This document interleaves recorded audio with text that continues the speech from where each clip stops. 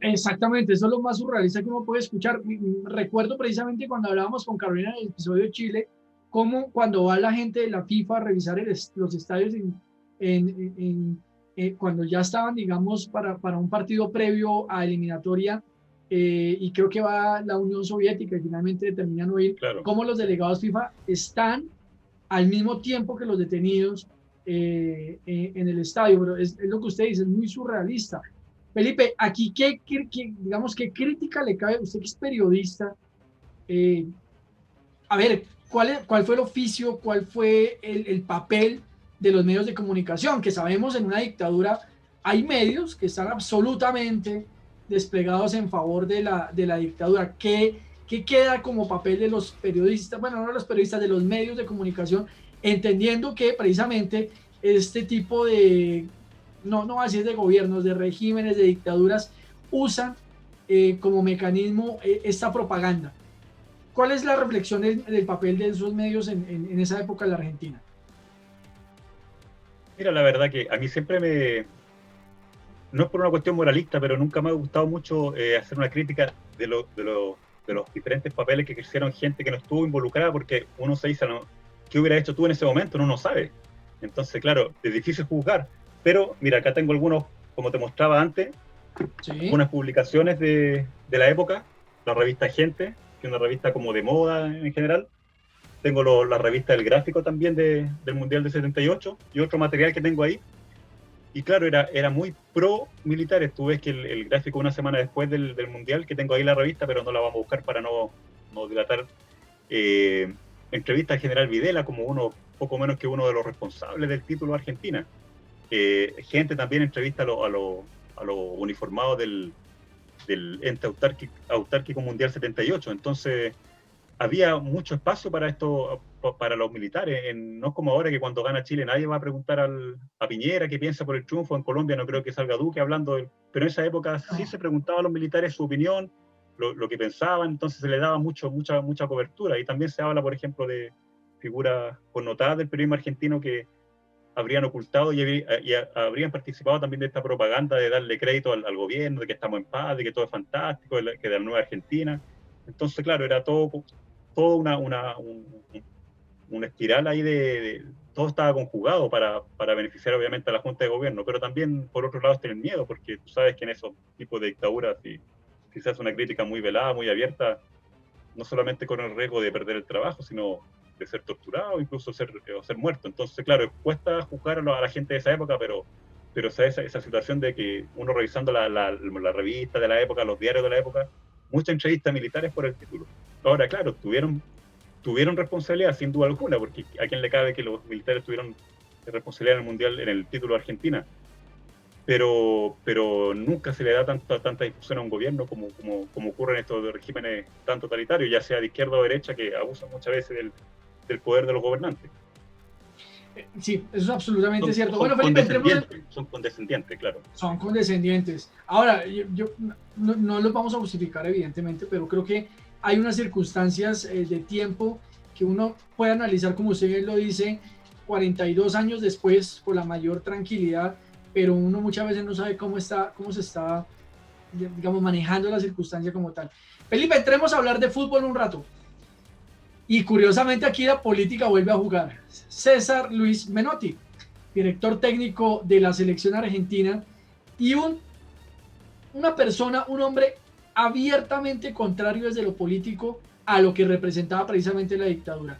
Dentro de las averiguaciones previas que hicimos en el programa, o al menos que yo evidencié, se refería a que Menotti pertenecía al Partido Comunista. ¿Esto es cierto?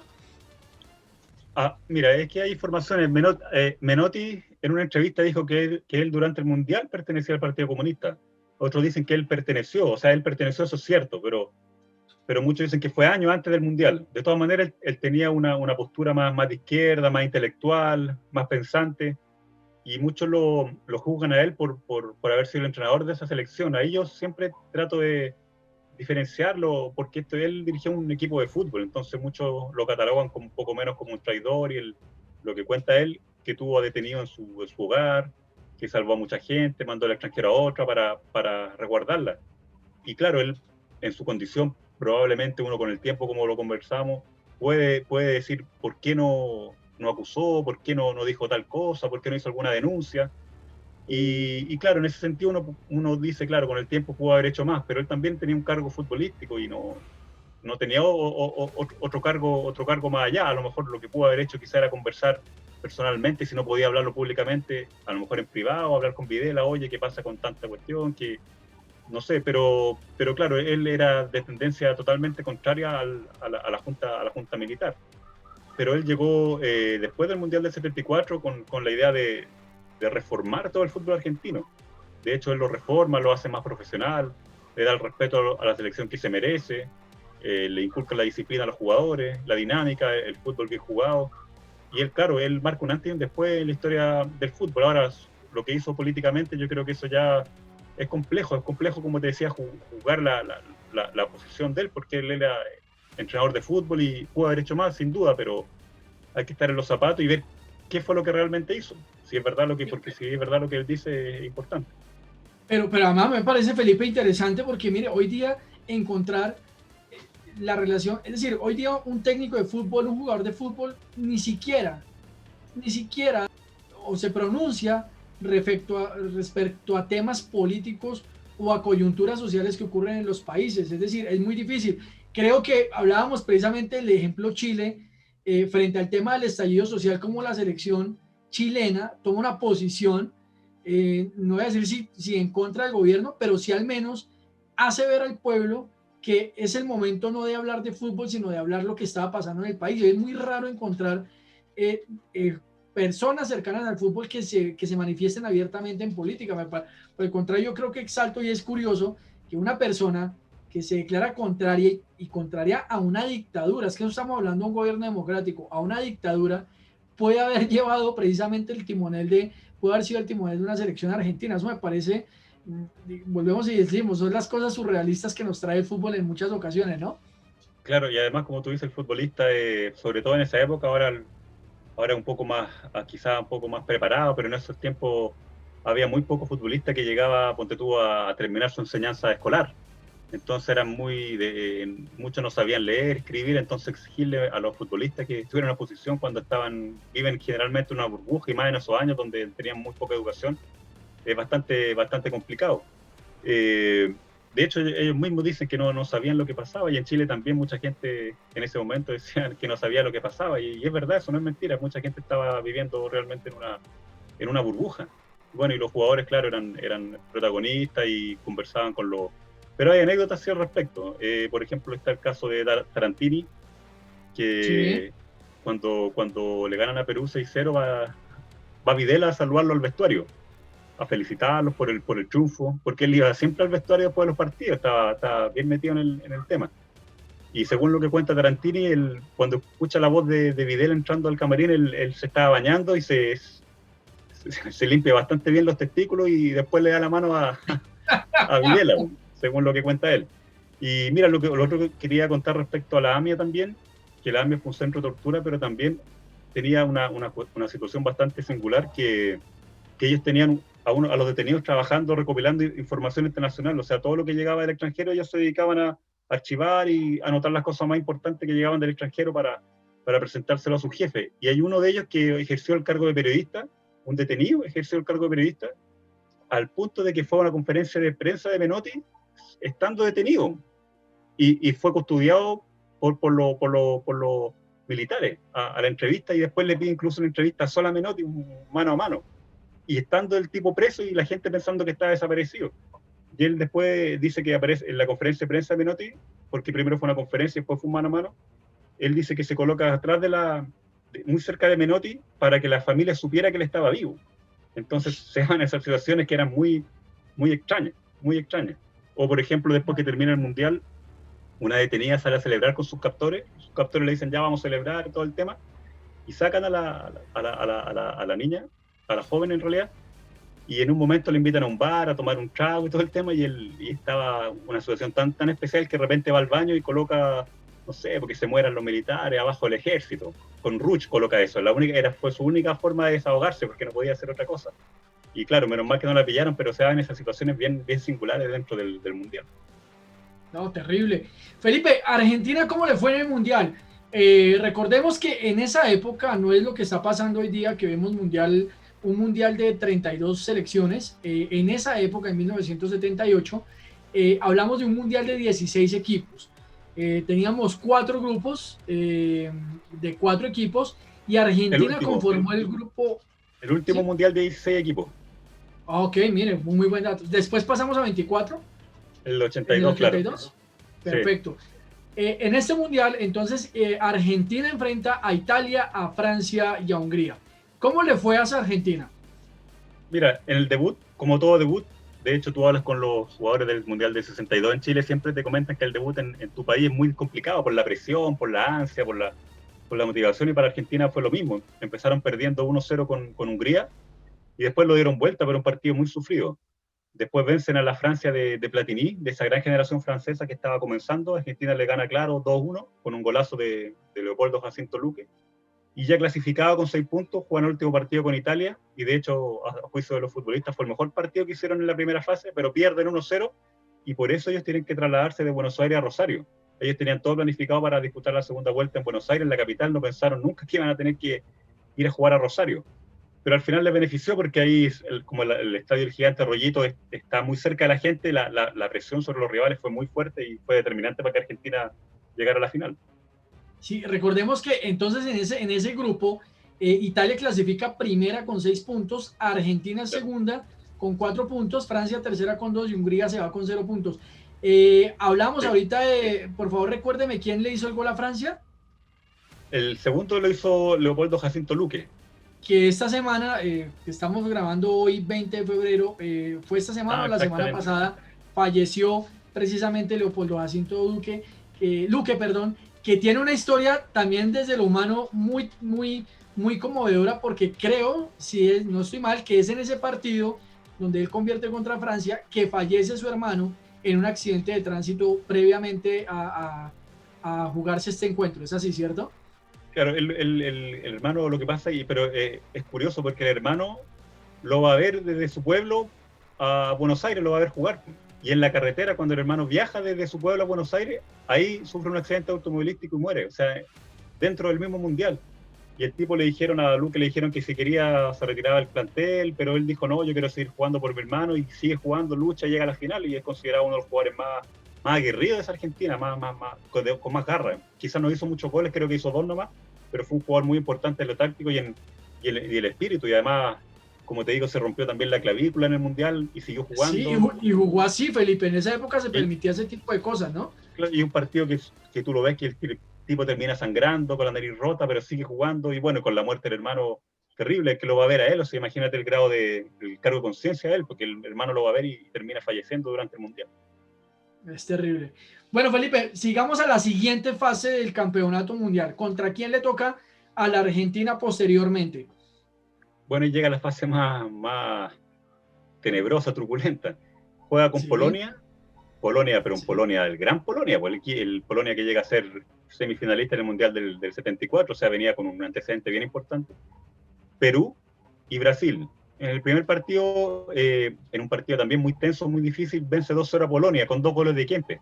Pero la curiosidad se da de que hay una mano penal a favor de Polonia, donde Kempes pone la mano, lo que hoy día sería expulsión en esa creo que no fue en amarilla. Y ahí el penal, todos pensaban que Argentina caía, pero el Fillol se agranda y ataja ese penal, y luego Kempes con 2 golazos, uno de cabeza y otro de jugada, marca sus 2 primeros goles en el Mundial, porque eso la gente tampoco lo sabe. Todos sabemos que Kempes fue la figura del Mundial, pero pocos saben que recién ahí se destapa. ¿Y por qué se destapa ahí? Porque él había jugado en Rosario Central. Entonces ya conocía el afecto de la gente lo quería, lo apoyaba, nadie lo pifiaba.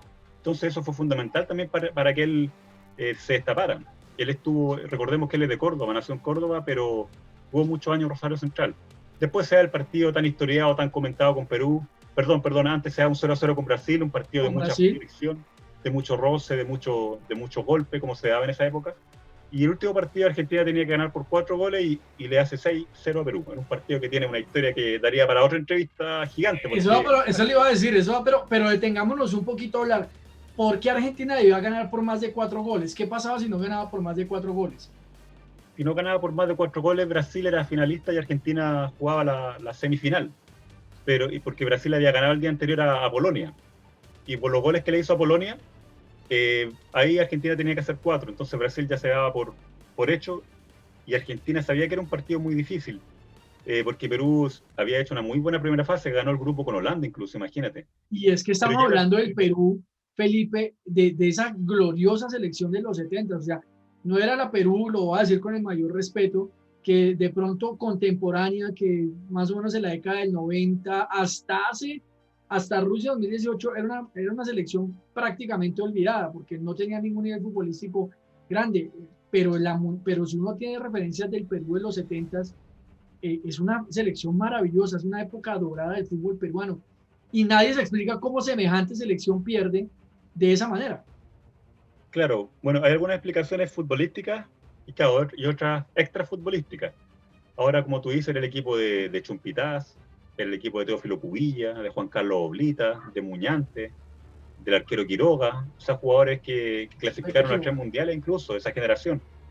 Y ahí, mira, si hablamos de la parte futbolística, Sí. había muchos jugadores golpeados del equipo peruano, muchos que ya venía golpeado, el equipo estaba eliminado, no sé, no estaba la motivación como cuando tú empiezas y puedes clasificar. Hubo 2 bajas también por lesión. Y lo otro es que, lo extra futbolístico que se comenta de que Argentina habría comprado ese partido, es decir, que habría sobornado a algunos jugadores peruanos para que se dejaran perder. Siempre se apunta a uno en especial, ¿no? Hablemos No abiertamente a Julio Manso. Siempre sí, se apunta el zaguero central, porque tú sabes que para comprar un equipo no necesitas comprar a los 11 jugadores, puedes comprar a uno. Y te lo digo porque en Chile también se dio mucho esto de la compra de jugadores bueno, en los años 80, por ejemplo. Hay un partido que no lo quiero comentar para no recibir demanda ni mucho menos, pero hay un partido que el equipo compra al arquero. ¿Y por qué compra al arquero? Porque es el que se deja pasar los goles, así de simple. Y también, si no puedes comprar al arquero, compra al central. Muchos también dijeron que el arquero Quiroga estaba comprado porque había nacido en Rosario, era un argentino nacionalizado peruano. Pero los compañeros lo defienden realmente de manera muy, muy, muy fuerte. Entonces hay toda una trama, toda una situación bien, bien, bien, bien larga. Ahora este jugador Manso era un jugador casi analfabeto, ¿ya? Y resulta que se lo culpa a él porque tuvo una baja participación y porque después él termina jugando en Vélez Sarsfield de Argentina. Y una vez que él estaba borracho, como que dice, ya, ¿qué tanto si a mí me pagaron? Una cosa así. Después él se desdice, dice que eso lo dijo porque estaba con unas copas, porque no era mentira. Y bueno, el tipo pasan los años y el tipo hoy día termina en la pobreza, porque él, según a propia confesión, perdió todo su dinero en mujeres y en trago. Ahora, claro, todo esto son sospechas, son elucubraciones porque no tenemos la certeza y nunca se va a poder comprobar, probablemente. Pero es extraño que Argentina haya ganado 6-0. Aunque permíteme darte un argumento a favor de Argentina. sí. Hay un partido poco antes que poco lo menciona, que Argentina va a Lima y le mete 3-1 a Perú, pero en un partidazo Argentina. O sea, el mejor partido de la fase preparatoria Argentina lo hace en Lima. Entonces muchos argentinos dicen que esa Argentina ya sabía cómo jugarla a Perú. Ya si tenía que hacerle 4, le podía hacer 4 porque le había hecho 3 en Lima con un partido tremendo y que podía hacer los goles que quisiera.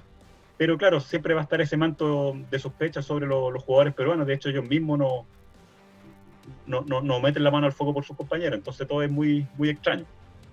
Es muy extraño. Yo escuchaba en una entrevista a Ardiles en donde decía, mire, yo puedo meter las manos al fuego por Menotti y el resto de mis compañeros que nosotros jamás conocimos de esa circunstancia. Ahora, que haya pasado de ahí arriba, no se sabe, pero nosotros jamás tuvimos conocimiento alguno sobre una circunstancia esa y él destaca que realmente la selección argentina ese día desplegó un juego que muy pocas veces él considera se podría volver a repetir. Lo que usted decía, Felipe, de pronto el partido de Hungría, que es el inaugural, ellos decían, estábamos muertos del susto, van superando esas etapas, esas fases, llegan a este partido definitivo, un Osvaldo Fillol, el más conocido como el Pato Fillol, que venía inspiradísimo, el mismo Kempes que ya empieza, teníamos a Daniel Alberto Pasarela, y es una Argentina que en ese momento ya estaba muy bien reforzada. Pero bueno, pasemos ese capítulo, salgamos de ese famoso 6-0 que siempre quedará en esas historias del fútbol únicas y llegamos a la final.